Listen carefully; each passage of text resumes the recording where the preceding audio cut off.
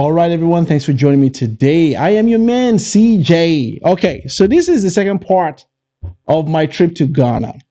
I released the first part of this video a few days ago. So if you haven't had a chance to see it, go take a look at that video and then come back and take a look at this video. But this video will further highlight my experience in Ghana. For those of you who might be joining my channel for the first time or seeing this video for the first time, I had the opportunity of going to Ghana for Dirty December. And it was a fun time. It was a great time. I met the Ghanaian people whom I experienced as kind, loving, warm, and very hospitable types of people. The way I was received as a foreigner and a Nigerian in Ghana is one that I won't forget anytime soon. It is true that when you go to Ghana, you would feel an embrace, one like you never have felt before. And I felt this embrace in another country, Nigeria. When I go to Nigeria, I feel such warmth and embrace and loving, similar to what I experienced in Ghana. I experienced their food, I smoked shisha, I ate banku, kenke, as well as fufu, amongst many other things that I did in Ghana. I went to monuments in Ghana, was able to see homes of the president, where the president, current president, past presidents live in Ghana.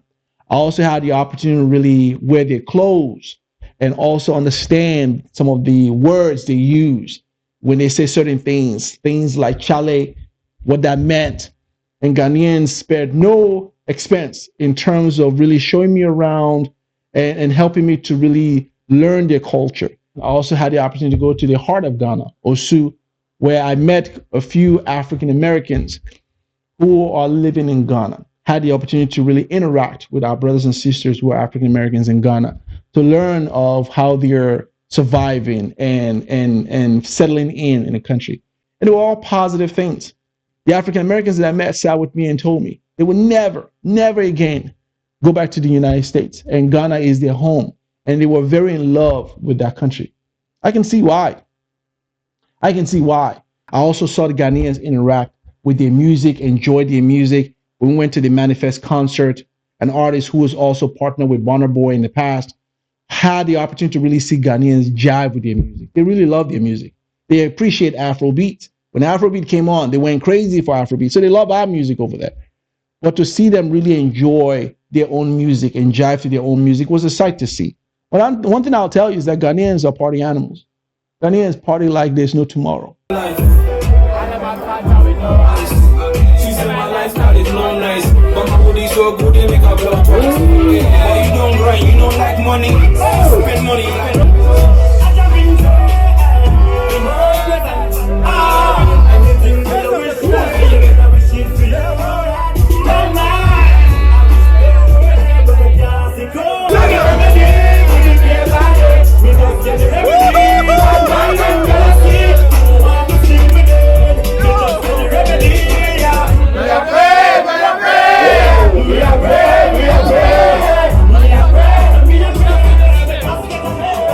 We don't want it, but we respect everybody. And we got everybody.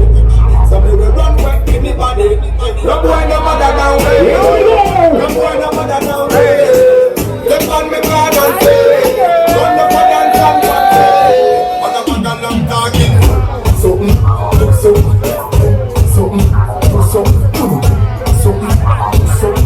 mother long talking.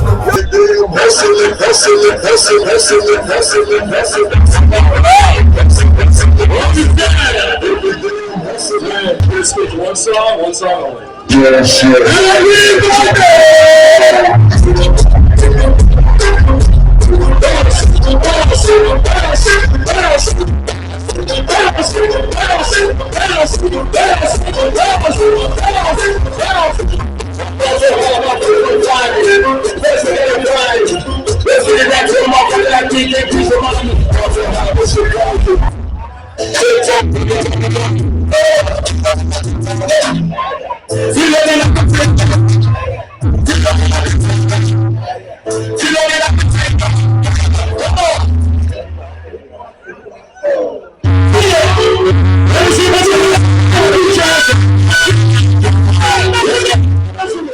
That was such a fun trip.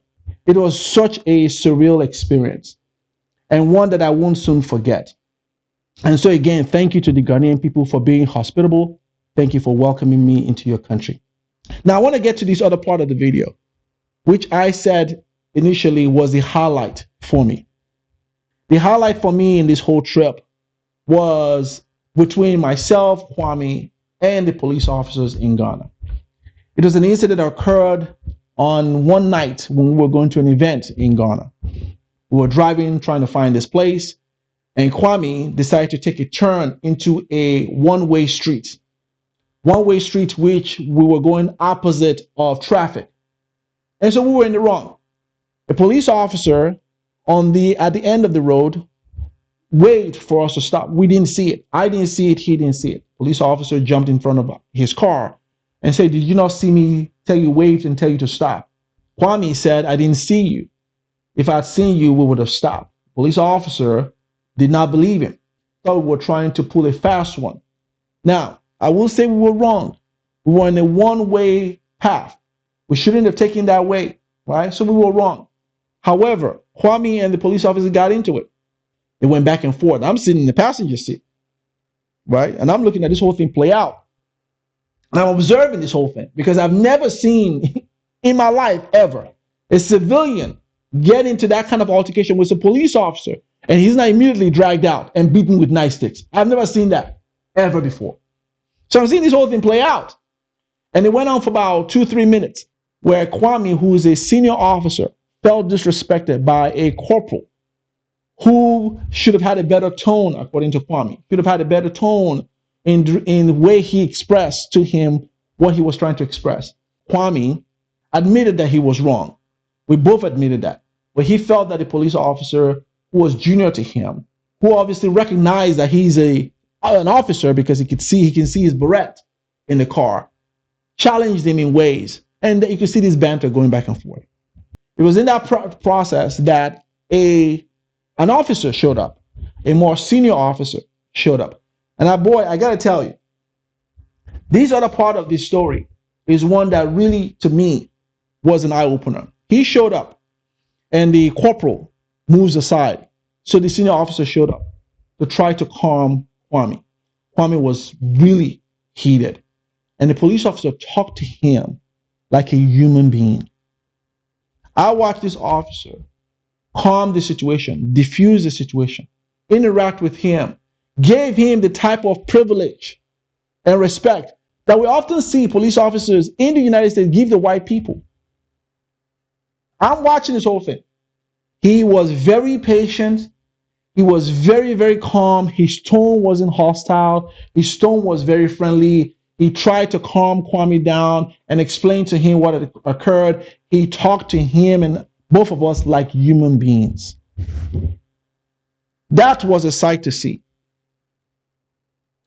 Even while Kwame was still heated, he went on and on for a while. The police officer for 5 minutes, literally for 5 minutes, really calmed him down and succeeded in really diffusing the situation and explained to Kwame that yes, the corporal should have had a better tone in speaking to him. And he admitted that it was something that he would coach him on, but then wanted to really calm Kwame down. Now, in my vantage point, right? I couldn't just immediately, I wanted to record this because I didn't have my camera on, right? But I didn't want to do that because then that would be fueling an already bad situation by pulling out a camera and starting to record this. So I didn't want to do that. But I watched this police officer on the driver's side apologize for the conduct, literally apologize for the conduct of the junior officer and explain to us, why he was telling us to stop and why we were in the wrong and all of that. So that went on. And they both had a laugh at the end of it. It was a great, respectful conversation.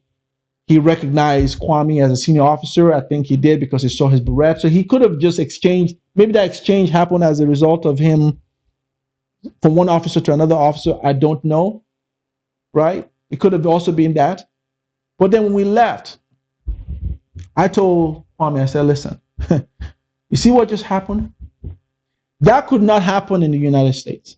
They would have dragged you out and you would have had a Rodney King moment. And he's going to ask me, who's Rodney King? And I'm like, who's Rodney King?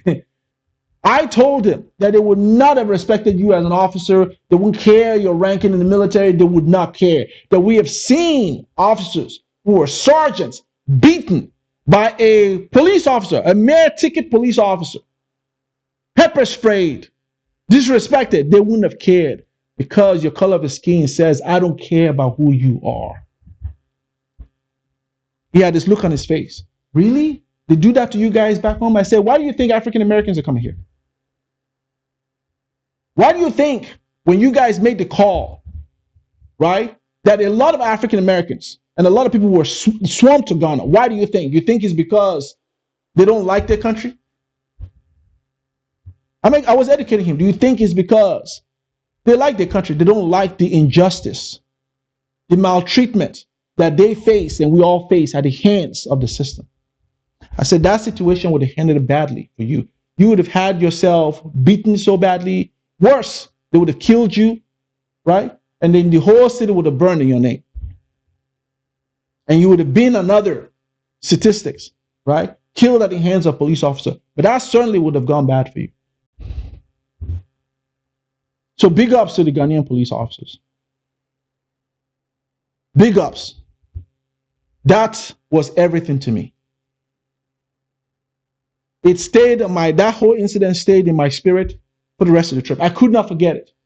Even right now, as I'm talking to you guys, I'm having shivers. I couldn't forget it. I still can't forget it. That he got the type of privilege, type of treatment that we often see white people get at the hands of other white police officers. You know, we often see white people challenge police officers and they get away with it free. But when we do it, we don't even get close to what he and that police officer had experienced. They throw us in the back of the car. They'll slap their handcuffs on you and throw you in prison. Not until they've beaten you down. It's the experience of most black people in the country. And so while I was in Ghana, I enjoyed my time in the country. There was no discrimination. There was nobody looking at me like funny and judging me based on the color of my skin. Even the police officers looked like me. To where we had an incident and an officer who was in the right and who was in the wrong was within his right to have made that situation bad for us, but he chose not to because he was dealing with another fellow black person. And that alone is a currency that is unmatched. So, thank you, Ghana, for such an experience. Thank you, Africa, for an experience. Because I know that this is not just limited to Ghana. I know that when I go to Nigeria, it's the same thing. Those people talk to their people like human beings. Granted, there are situations also that end badly. But you will not be able to compare whatever interaction you have with your police officers in your countries, whatever African countries you come from, to what we are dealing with here in the United States, to where our rights are being violated. We can't speak about nothing.